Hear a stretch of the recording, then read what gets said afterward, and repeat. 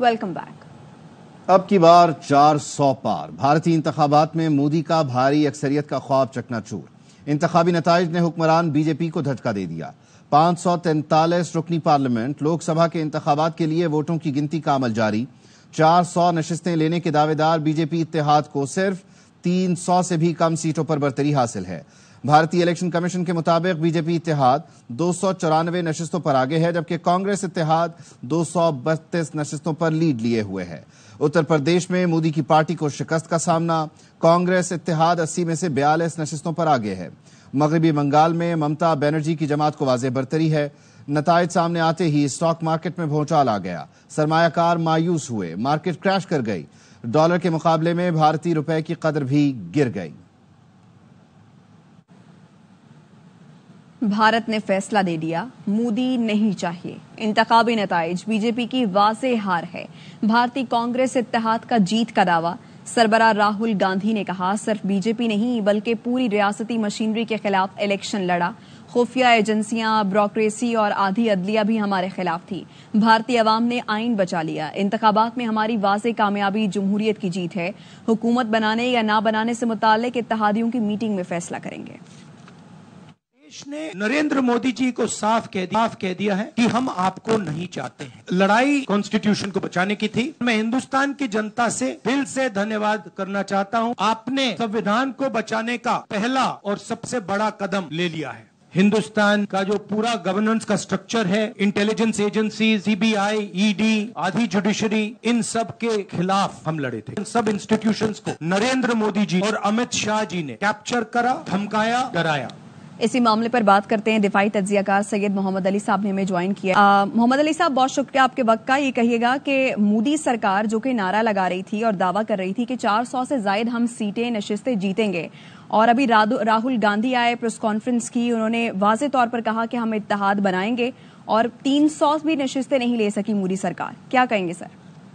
बहुत शुक्रिया जी। मैं समझता हूं कि आज एक बहुत तारीखी दिन है भारतीय सियासी तारीख में, और इसके जो 3 अहम तरीन पहलू हैं वो मैं आपके सामने रखूंगा। पहली बात तो ये कि मैं समझता हूँ ये सबसे तारीखी इलेक्शंस इस वजह से हैं कि ये इलेक्शंस बुनियादी तौर पर भारत के सियासी मुस्तकबिल के तयन के लिए बहुत ज्यादा अहम हैं, क्योंकि बुनियादी तौर पे बीजेपी का जो नजरिया और बयानिया था उसका मकसद ये था कि भारत को बाज़ाब्ता तौर पे हिंदुस्तान बना दिया जाए, और वो जब ये उम्मीद कर रहे थे कि 400 से ज्यादा नशिस्तें जीतने में कामयाब होंगे, तो उसका बुनियादी मकसद ये है कि भारतीय आइन में वो बुनियादी और अहम तरीन तब्दीलियां लाई जाएं, जिसके जरिए से जो सेकुलरिज्म का ढोंग है उससे मुकम्मल तौर पर हिंदुत्व का नजरिया जो है बीजेपी के जरिए से निजात हासिल कर सके।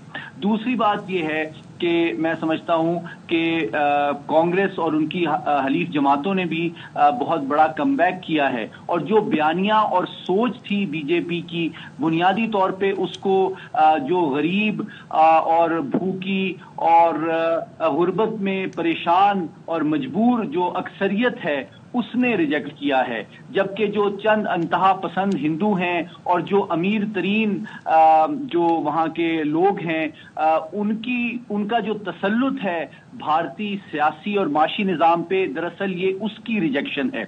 जो तीसरा पहलू है वो थोड़ा सा खुशाइंद है, और वो ये है कि अब जबकि एक बड़ी ऑपोजिशन सामने कांग्रेस की क़यादत में नमूदार होती हुई नजर आ रही है, तो इसके नतीजे में मैं उम्मीद करता हूँ कि भारत की जो इंतहा पसंदाना सोच दाखिली सतह पे रही है मुसलमानों, कश्मीरियों, सिखों और दलित के खिलाफ, और साथ ही साथ जो उसके तौसी पसंदाना और जारहाना अज़ाइम पाकिस्तान के हवाले से रहे हैं, जो कि खित्ते की सलामती के लिए बहुत बड़ा खतरा है, मैं तवक्को करता हूं कि उसमें भी किसी हद तक कमी आएगी और एक हकीकत पसंदाना नजरसानी किया जाएगा उस सोच और पॉलिसी पे।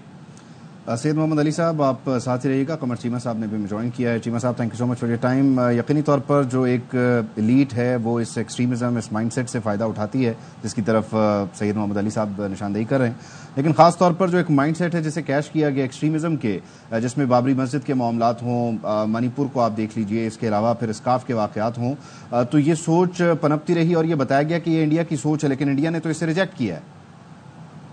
जी बहुत शुक्रिया। देखिए, दो चीजें इसमें तीन इम्पोर्टेंट हैं। पहली बात तो ये है कि नरेंद्र मोदी की जो पार्टी है वो 303 से 246 के करीब आ पहुंची है। सो इट मींस के वो स्टिल डोमिनेट कर रहे हैं, और उनके मुकाबले में जो बड़ी पार्टी है वो कांग्रेस है, जो कि तकरीबन 100 के करीब सीटें लेके गई है।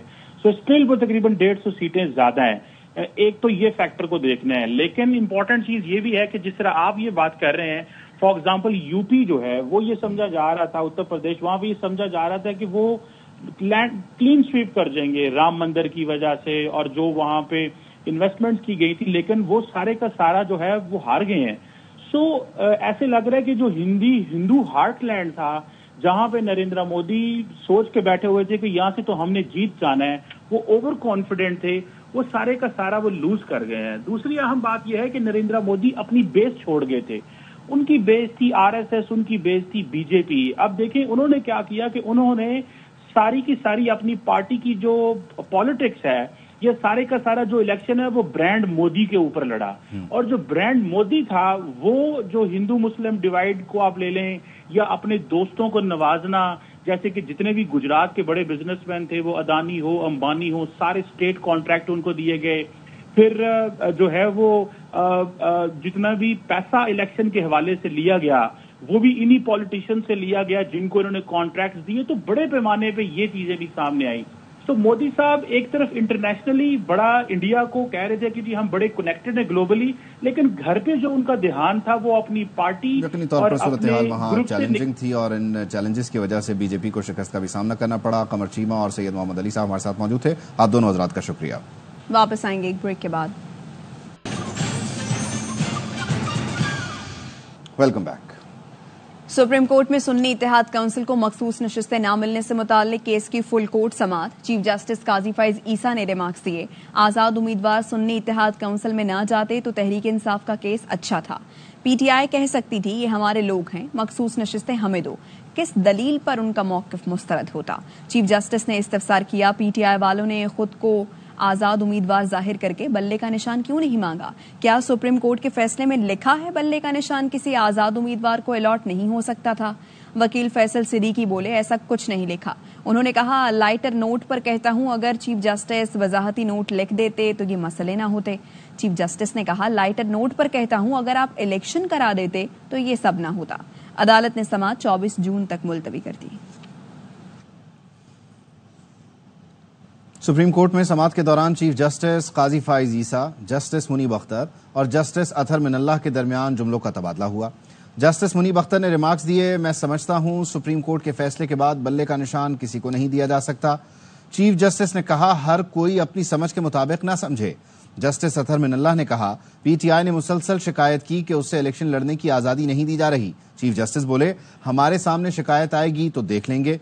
जस्टिस अतहर मिनल्लाह ने कहा मुझे बात मुकम्मल करने दें, ये दिखावा नहीं कर सकते कि सब ठीक है। Logic of that judgment can lead only to this conclusion: that symbol is off the book. No one can get it. Anything that deviates from this logic deviates from the judgment. The Supreme Court doesn't go by that. Supreme goes by the letter that is written in a particular judgment. We should not end up in a position where in the end we're chasing the form, not the substance, and therefore we rubber stamp. I apologize if someone finds that word hard, but rubber stamp errors made over and over and over, and maybe there's another over in there, by the Election Commission. If you want to be truthful about it, then let's start at the genesis of the matter. Genesis of the matter was a political party intransigently not holding elections. Within it, who were the complainants? Not People's Party, not Muslim League, not a judge, their own people. PTI consistently complaining that it was not getting free hand, level playing field नहीं थी। वो complaints हमारे सामने नहीं है, sorry। Let me just complete. हमारे सामने आएंगे, Let me just complete. What should be the approach of this court? Challenges were faced by one political party. It was complaining of a coercive apparatus of the state in operation, and it has not happened for the first time. It has been repeatedly happening, and every political party at some time has faced it. सच बहुत कड़वा है, सच कोई बोलता ही नहीं है। मैं तो बोलने की कोशिश हमेशा रहती है, हर कोई ना बोले मैं उसका जिम्मेदार नहीं हूँ। वापस आएंगे ब्रेक के बाद। Welcome back. खबर यह है कि नॉन फाइलर्स के खिलाफ एफबीआर की कार्रवाइयां जारी हैं और अब तक नॉन फाइलर्स की 85,000 सिम्स ब्लॉक की गई हैं। मजीद तफसील जान लेते हैं शोएब निजामी से। जी शोएब, आगाह कीजिए। जी, एफबीआर जो है सब नॉन फाइलर्स के खिलाफ एक्शन कर रहा है और 90,000 जो नॉन फाइलर्स का डाटा है वो फराहम किया गया है पीटीए को, जिसमें से तकरीबन 85,000 सिम जो है वो ब्लॉक की गई हैं, जबकि जिन लोगों ने अपने फाइलर बनने के बाद अपने नाम एटीएल में डाले हैं उसके बाद 14,000 सिमें जो है वो बहाल भी कर दी गई हैं। ताहम ये रोजाना 5,000 जो नॉन फाइलर्स का डाटा है वो पीटीए को फराहम किया जा रहा है और जब तक ये एक्शन पूरा 5 लाख से ज्यादा सिमों वाला इशू मुकम्मल नहीं होता, ये डाटा फराहम किया जाता रहेगा और एक्शन होते रहेंगे। जी ठीक है, बहुत शुक्रिया। कराची में सदर में पासपोर्ट ऑफिस के करीब ट्रैफिक पुलिस एहलकारों और लिफ्टिंग अमले की बदमाशी, शहरी को मोटरसाइकिल समेत लिफ्टर गाड़ी में डालकर ले गए। मजीद बताएंगे सलमान लोधी हमारे साथ मौजूद हैं। बताइए इस मुतालिक सलमान। देखिए, सदर का इलाका है, पासपोर्ट ऑफिस के करीब ये वाकया पेश आया है। लिफ्टिंग के अफराद जब मोटरसाइकिल शहरी की लिफ्ट करना चाहते थे, वो मोटरसाइकिल अपनी बचाने के लिए मोटरसाइकिल के ऊपर ही बैठा रहा। इस दौरान ट्रैफिक पुलिस एहलकारों और लिफ्टर माफिया ने ना सिर्फ उसकी मोटरसाइकिल उठाई बल्कि शहरी को मोटरसाइकिल समेत लिफ्टिंग गाड़ी में डालकर चौकी ले गए। पुलिस हुकाम ये कहते हैं गुज़िश्ता रोज ये वाकया पेश आया था और शहरी से बाकायदा तौर पर चौकी में ले जाकर माफी नामा लिखवाया गया, जिसके बाद इसकी मोटरसाइकिल हवाले गई। डीआईजी ट्रैफिक ने वीडियो सामने आने के बाद वाकये का नोटिस लेते हुए डीएसपी ट्रैफिक को तहकीकात का हुक्म दे दिया है। पुलिस हुकाम ये कहते हैं कि शहरी नो पार्किंग वाले इलाके में मोटरसाइकिल पर बैठा था, जिस पर ये उन्होंने कार्रवाई की। अलबत्ता जो रवैया अपनाया गया उस पर नोटिस लिया गया है डीआईजी ट्रैफिक की जानिब से। शुक्रिया सलमान।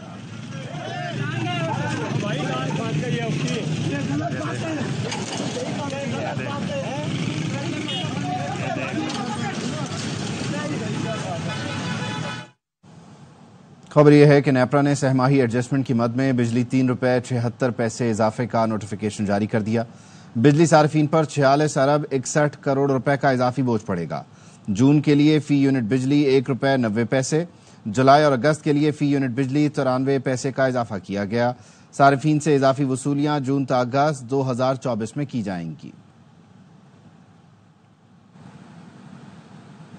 हैदराबाद में सिलेंडर फटने के वाकये में मजीद 4 अफराद सिविल बर्न्स वार्ड में दम तोड़ गए। वाकये में जाँ बहक अफराद की तादाद 18 हो गई, जबकि 6 जख्मियों की हालत अब भी तशवीशनाक है।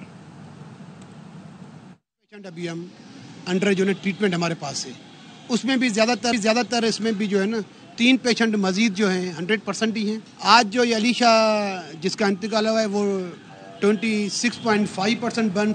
वापस आएंगे ब्रेक के बाद। और रवां हफ्ते शदीद गर्मी की लहर में कमी का इम्कान है। महकमा मौसमियात के मुताबिक मुल्क के मुख्तलिफ इलाकों में आज से 8 जून तक आंधी और झक्कड़ के साथ बारिश मुतवक्के है। खैबर पख्तूनख्वा, गिलगित बल्तिस्तान, पंजाब और इस्लामाबाद में 4 जून से 8 जून तक बादल बरसने की पेशगोई की गई है। 5 से 7 जून तक बलूचिस्तान के मुख्तलिफ अजला में गरज चमक के साथ बारिश हो सकती है। 6 से 7 जून तक सिंध में बाज़ मकामात पर आंधी चल सकती है और बारिश का भी इम्कान है। मीरपुर खास में सालाना आम मेला, लोगों ने खुशमजा आमों का खूब मजा लिया। सालाना फेस्टिवल में आबादकारों की बड़ी तादाद शरीक हुई, जो आमों की एक्सपोर्ट कम होने पर मायूस नजर आई। असलम राजपूत की रिपोर्ट। आम की वैरायटीज हैं और समर फ्रूट्स की भी वैरायटीज अवेलेबल है। मुझे सुनहरी आम पसंद है, मैं हर साल यहाँ पर आती हूँ।